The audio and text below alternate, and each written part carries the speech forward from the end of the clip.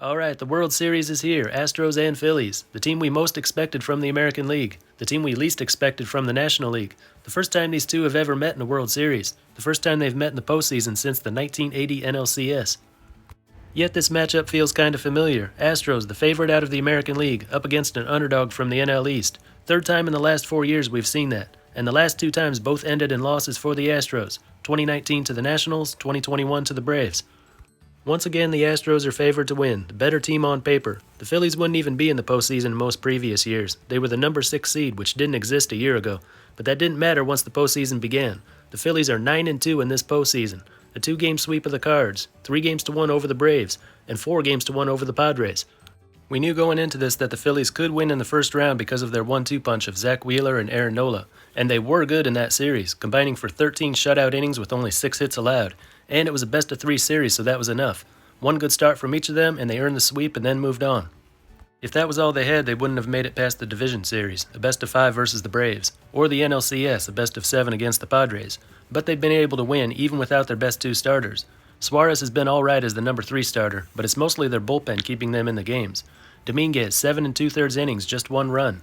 Bellatti's been out there 5 times, only allowed 1. Brogdon and Alvarado have also been good. Zach Eflin and Brad Hand each had trouble in 1 appearance. Aside from that, they've been good as well. The bullpen is keeping them in the game when Wheeler and Nola aren't starting, but the hitting has been the biggest reason for their postseason success. 16 home runs in the postseason, 749 team OPS. Bryce Harper, the face of the team, was named NLCS MVP after going 8 out of 20 with 2 homers, 3 doubles, and 5 batted in. Not just that series either. In the 11 games of this postseason, he's 18 out of 43 with 5 homers, 6 doubles, and 11 RBI. He's got a 1351 OPS, 18 hits, and has reached base safely in all 11 games. Kyle Schwarber, 6 out of 15 in the NLCS, 3 home runs and 6 walks. Rhys Hoskins, 4 home runs, 7 RBI. And this was against the Padres, a team with pretty good pitching, but they were able to hit the ball. The bullpen has been reliable, and Wheeler and Nola have been great. Wheeler's got a 1.78 ERA and 4 postseason starts. Nola's been good too. In his first 2 starts combined, he threw 12 2/3 scoreless. But in his 1 NLCS start, he gave up 6. This is a fired-up group of players that are really exciting to watch. We don't know how much of that momentum they'll be able to carry into the World Series, especially after 5 days off. But one thing is for sure, these Phillies are a much better team than the regular season Phillies, who just barely made the postseason.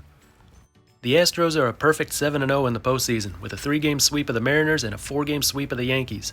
No one's surprised to see the Astros here. They were the best team during the regular season. What we did not expect was a sweep in the ALCS.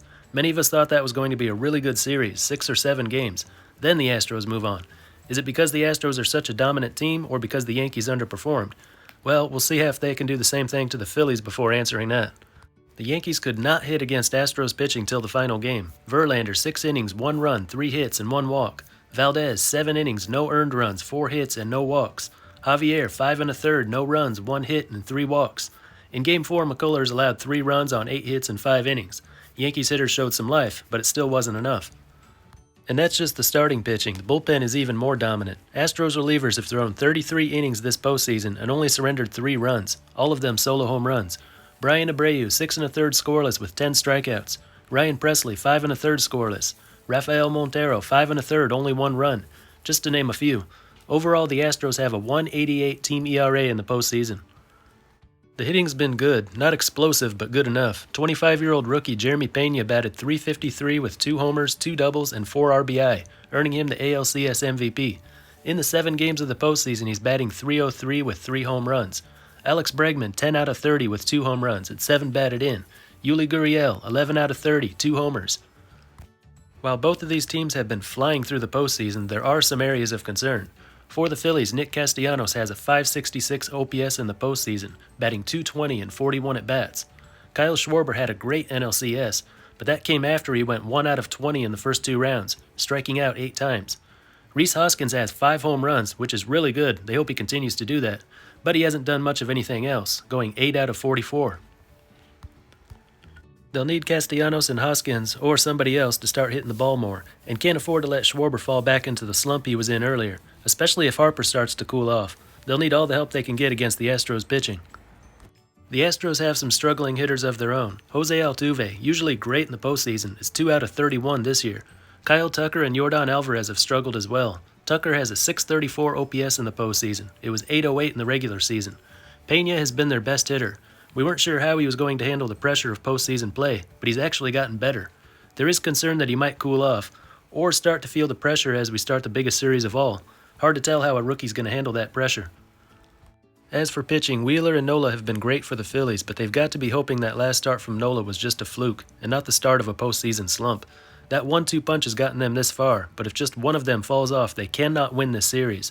They'll need the bullpen to continue what it's been doing, and maybe get a good start from Suarez, but the performances from Wheeler and Nola will determine the Phillies' success in the World Series. For the Astros, it's hard to find anything to complain about with their pitching. It's been good up and down, just as it was during the regular season.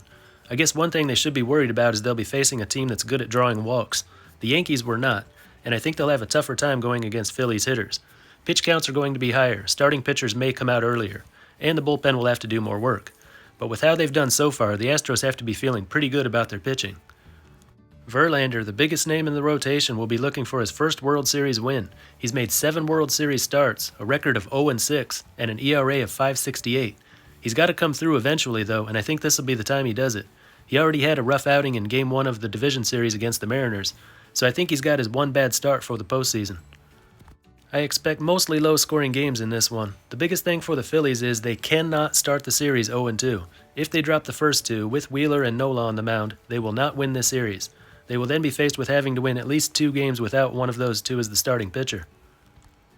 If they win both of those first 2 games, they're in really good shape. They'll have the next 3 at home, and their best starting pitchers are available for the end of the series.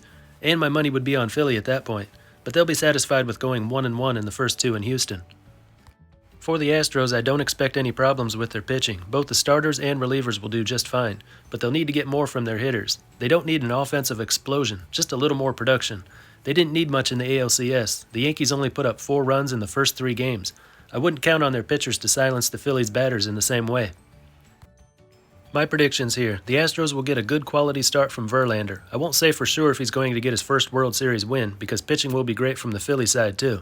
Wheeler and Nola are going to be fantastic on the mound in games 1 and 2, and Philly will get at least 1 win in the first 2 games. My guess is a 1-1 split in Houston.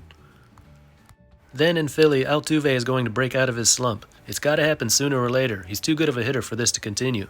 We'll see more scoring in games 3 and 4. One starting pitcher for the Astros will have a bad start, like McCullers did in Game 4 of the ALCS. Not saying it'll be him again this time, but someone will have a bad day on the mound. That usually happens in a series like this with 4 different starters. Astros take 2 out of 3 in Philly. Then, in Game 6 back in Houston, the Astros finish it off. 4-2 to win the World Series. But as we all know, anything can happen. I did not pick the Braves to win it last year, nor did I pick the Nationals to win it a few years ago, and I don't know anyone who picked the Phillies to make it this far. So what do you think? Let us know in the comments. That's all for this one, and until next time, this is Baseball International. See ya.